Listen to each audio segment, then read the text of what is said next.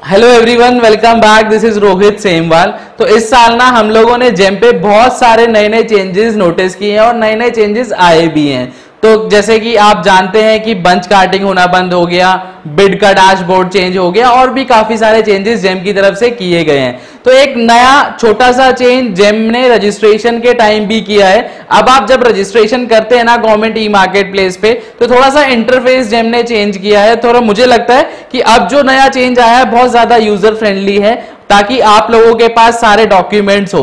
तो आइए देखते हैं कि नया जो रजिस्ट्रेशन है जेम पे किस तरीके से होता है और आप लोग क्या कर सकते हैं। ज्यादा कोई बड़ा चेंज नहीं है, ऑलमोस्ट सेम प्रोसीजर है, बट ये वाला थोड़ा सा आप लोगों के लिए यूजर फ्रेंडली है। जो नए लोग हैं उनको पहले बताया जाता है कि आपको जब रजिस्ट्रेशन करना है तो ये डॉक्यूमेंट्स आप लोगों को अपने पास रखने हैं। और जो ऑप्शनल है, मतलब कई लोगों को पहले कंफ्यूजन ये होती थी कि अगर एमएसएमई नहीं है तो लोग क्या करते थे, पहले एमएसएमई बनाने लग जाते थे फिर जेम पे आते थे। तो वो एक ऑप्शनल सर्टिफिकेट है, अगर आपके पास नहीं भी है तब भी आप रजिस्ट्रेशन कर सकते हो। तो जेम ने क्या किया है, जब भी at the time of registration जब आप स्टार्ट करते हैं तो पहले ही आपको चेकलिस्ट दे दी है कि जो आपके मैंडेटरी डॉक्यूमेंट्स हैं वो आप अपने साथ रख लीजिए, और जो ऑप्शनल है आपके पास है तो बहुत अच्छी बात है, नहीं तो आप बाद में उसे अपडेट कर सकते हैं। तो अभी देखते हैं कि किस तरीके से नया जो इंटरफेस है वर्क करता है। आइए स्टार्ट करते हैं वीडियो। तो फ्रेंड्स, आज की इस वीडियो में ना हम लोग सीखेंगे कि basically government E marketplace के ऊपर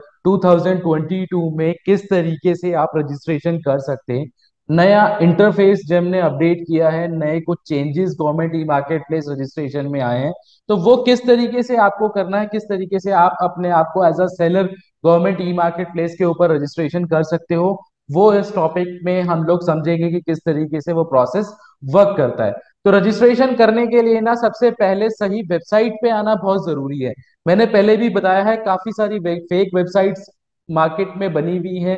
गूगल पे जब आप सर्च करते हैं, नॉर्मल मतलब मैं भी, अगर मुझे भी कोई चीज कोई बताए ना कि आप इस पोर्टल पे आ जाओ, अब यहाँ पे बिजनेस होगा, तो मेरी भी वही थिंकिंग है कि मैं जाके गूगल पे टाइप करता हूँ। जैसे कि हम लोग इस केस में करते हैं, जेम रजिस्ट्रेशन टाइप करते हैं, और जो भी ऊपर की वेबसाइट्स आती हैं उन पे जाके हम लोग विजिट करके अपना जो भी वर्क है वो हम लोग कंप्लीट करते हैं। तो एक मैं बात बता दूं आपको कि पहली बात तो गवर्नमेंट की किसी भी वेबसाइट के ऊपर ना एडवर्टीजमेंट नहीं चलता। चाहे जेम हो चाहे कोई दूसरी वेबसाइट हो, अगर वो वेबसाइट गवर्नमेंट की है तो आप कभी नहीं देखोगे कि गवर्नमेंट ने उसे प्रमोट कर रखा है एड चला के।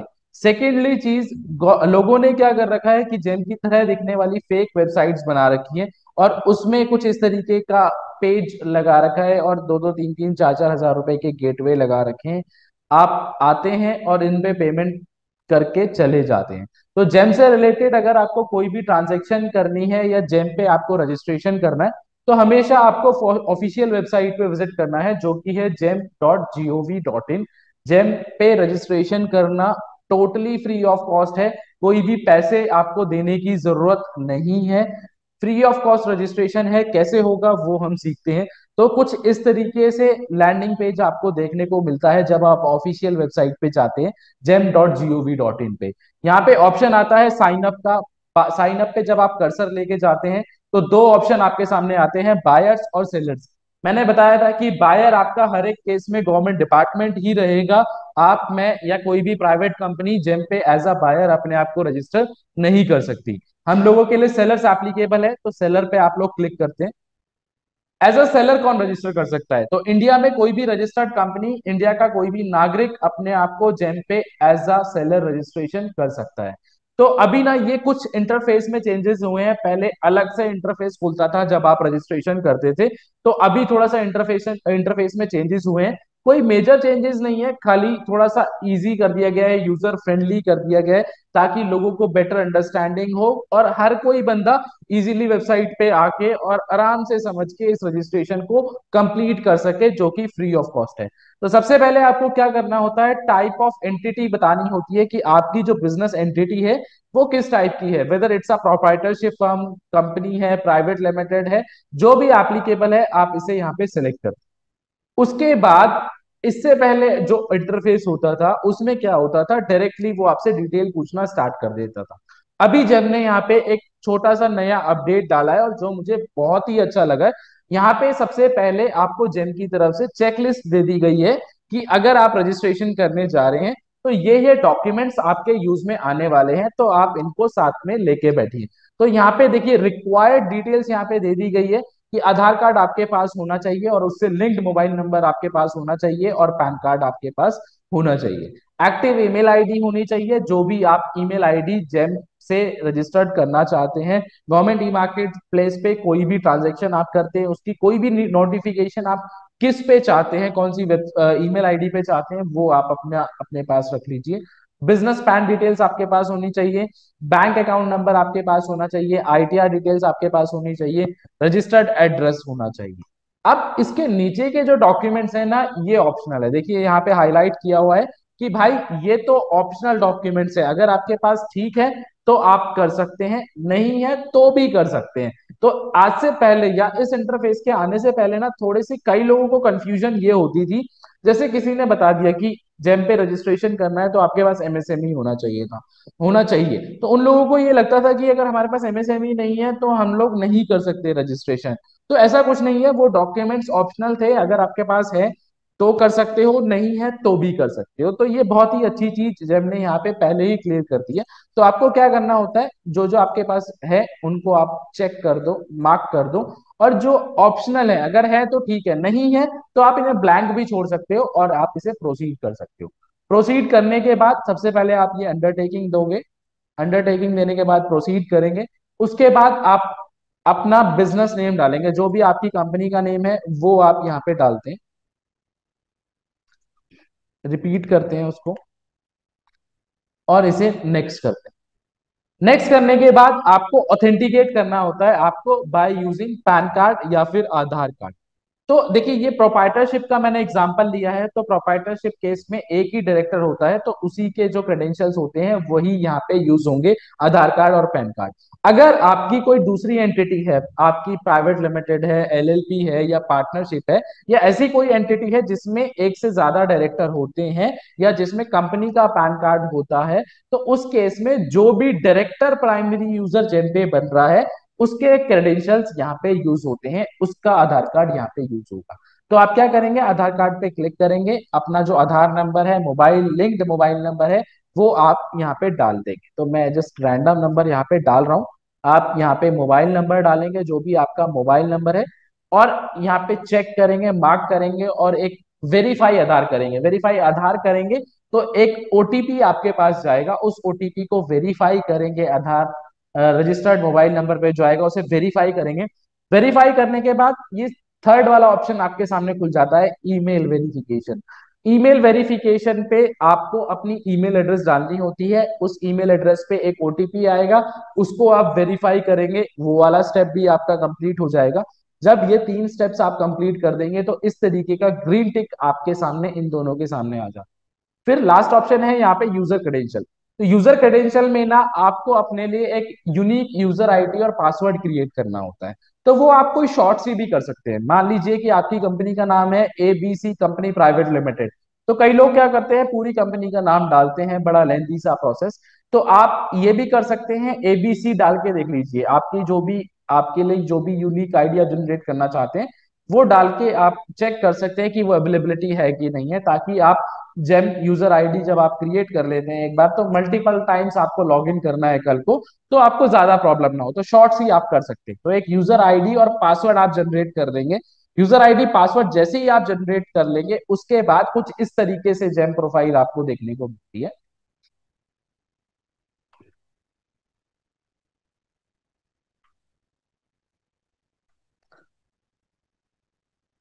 माफी चाहूंगा, मैं आपको लाइव नहीं दिखा सकता क्योंकि ऑलरेडी मैं अपना जो अकाउंट है वो जेम पे रजिस्टर कर चुका हूं, तो मेरे पास दोबारा से मैं डिटेल्स यहाँ पे आधार कार्ड और पैन कार्ड वगैरह अगर डालूंगा तो सॉफ्टवेयर मुझे एरर दिखा देगा कि आप ऑलरेडी पंच कर चुके हो। तो मेरे को लगता है कि मैं अच्छे से समझा पा रहा हूँ आपको कि कोई किसी को कंफ्यूजन ना लगे। बहुत छोटे से स्टेप्स हमने मिस करे हैं कि कहाँ पे फोन नंबर और जो ईमेल आईडी वेरिफिकेशन है। तो मुझे लगता है कि आज की डेट में हर एक बंदा इस चीज को करने में सक्षम है और उन्हें समझ आ गया होगा कि किस तरीके से वर्क करता है। तो वो यूजर आईडी पासवर्ड जैसे ही आप क्रिएट करते हैं ना, उसके बाद कुछ इस तरीके से आपको जेम प्रोफाइल देखने को मिल जाती है। सबसे पहले यहाँ पे आपको आपकी कंपनी का नेम दिखेगा, और ये जो 100% बाहर आपको दिख रहा है ना, आपके केस में ये 0% रहता है। और जितने भी ये नीचे ग्रीन टिक दिख रहे हैं ये रेड कलर का एक्सक्लामेशन साइन आपको देखने को मिलता है। तो जेम पे रजिस्ट्रेशन करना बहुत ही ईजी है, एक एक करके आपको ये सारे स्टेप्स फिल करने होते हैं। जैसे जैसे आप ये स्टेप्स फिल करेंगे ये ग्रीन टिक होता चला जाएगा और ये परसेंटेज बार भी आपका बढ़ता चला जाएगा। तो सबसे पहले है पैन वैलिडेशन। पैन वैलिडेशन में आपको अपना पैन कार्ड डालना है। प्रोप्राइटरशिप केस में आप अपना पैन कार्ड डालेंगे, अगर कोई कंपनी का पैन कार्ड एप्लीकेबल है तो वो डाल के इसे प्रोसीड करेंगे। जैसे ही आप पैन वैलिडेशन कंप्लीट करेंगे तो ये ग्रीन टिक हो जाएगा और ये परसेंटेज बार भी आपका 10 20 या जितना भी एप्लीकेबल होगा उतना आपका बढ़ जाता है, आगे मूव कर जाता है। फिर उसके बाद आपको कंपनी डिटेल्स में डेट ऑफ इनकॉर्पोरेशन डालना होता है कि आपकी कंपनी कब स्टार्ट हुई है। तो जो भी आपकी डेट ऑफ इनकॉर्पोरेशन है वो आप यहाँ पे डाल के सेव करेंगे। उसके बाद ऑफिस लोकेशन में आपको ऑफिस एड्रेस डालना होता है कि आपका ऑफिस कहाँ पे रजिस्टर्ड है।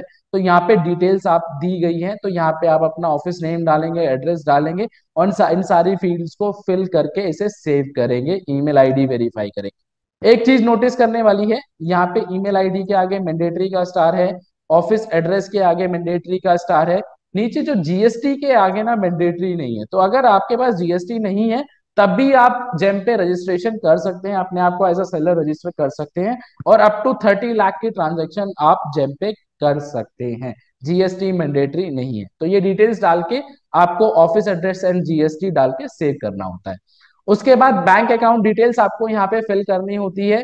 जेम पे कल को आप कोई भी ऑर्डर लोगे उससे रिलेटेड पेमेंट्स आप कौन से बैंक अकाउंट में रिसीव करना चाहते हो तो वो बैंक अकाउंट डिटेल्स आपको डाल के यहाँ पे सेव करनी होती है। फिर यहाँ पे ऑप्शन है टैक्स असेसमेंट का। टैक्स असेसमेंट में आपको अपनी आईटीआर डिटेल्स डालनी होती है। तो जेम पे ना ये रूल है कि जिस दिन आप अपनी कंपनी का registration government E marketplace के ऊपर कर रहे हो उस दिन अगर आपकी कंपनी की उम्र, आपकी कंपनी की एज 2 साल से ज्यादा है तो आपके लिए आईटीआर डिटेल्स डालना जरूरी है। मतलब अगर आज 17 नवंबर 2022 है, अगर आपकी कंपनी 17 नवंबर 2020 से पहले की रजिस्टर्ड है तो आपके लिए आईटीआर डिटेल डालना जरूरी है। इन केस अगर 2 साल से कम एज है तो आईटीआर मैंडेटरी नहीं है। सॉफ्टवेयर आपको नहीं बोलता है कि आप आईटीआर डिटेल्स डालें, ऑप्शनल है। अगर आप डालना चाहें तो डाल सकते हैं, नहीं डालना चाहें तो कोई कंपलसरी नहीं है। बट जैसे ही आप वो 2 इयर्स का जो क्राइटेरिया वो फुलफिल कर जाते हैं तो आपके लिए भी मैंडेटरी हो जाता है, तो वो भी आपको यहाँ पे डाल के सेव करना हो। ई इनवॉइस डिक्लेरेशन में आपको अपनी टर्नओवर, लास्ट 3 इयर्स के टर्नओवर्स यहाँ पे डाल के इसे ओटीपी डाल के सेव करके डिक्लेरेशन देनी होती है। जो लोग नए हैं जिनकी टर्नओवर नहीं है कोई, तो वो 0 डाल के भी इसे सेव कर सकते हैं, आगे प्रोसीड कर सकते हैं, कोई भी इम्पैक्ट आपकी वर्किंग पे नहीं पड़ता है।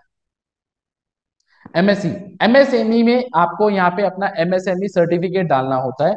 एमएसएमई सर्टिफिकेट, उद्यम सर्टिफिकेट जो आपके पास है वो डिटेल्स आपको यहाँ पे डालनी होती है। तो इसमें ना लोगों को एक प्रॉब्लम ये आती है कि लोग उद्यम नंबर तो अपना ठीक से देख के डाल देते हैं, बट होता क्या है देखिए, जो गवर्नमेंट की वेबसाइट है, जेम की जो वेबसाइट है वो बाकी की गवर्नमेंट वेबसाइट से कनेक्टेड है, पैन कार्ड से, आधार कार्ड से, आईटीआर से, एमएसएमई से, है ना। तो जब तक सॉफ्टवेयर को एग्जैक्ट मैच नहीं मिलता तब तक सॉफ्टवेयर आपको प्रोफाइल कंप्लीट नहीं करने देता।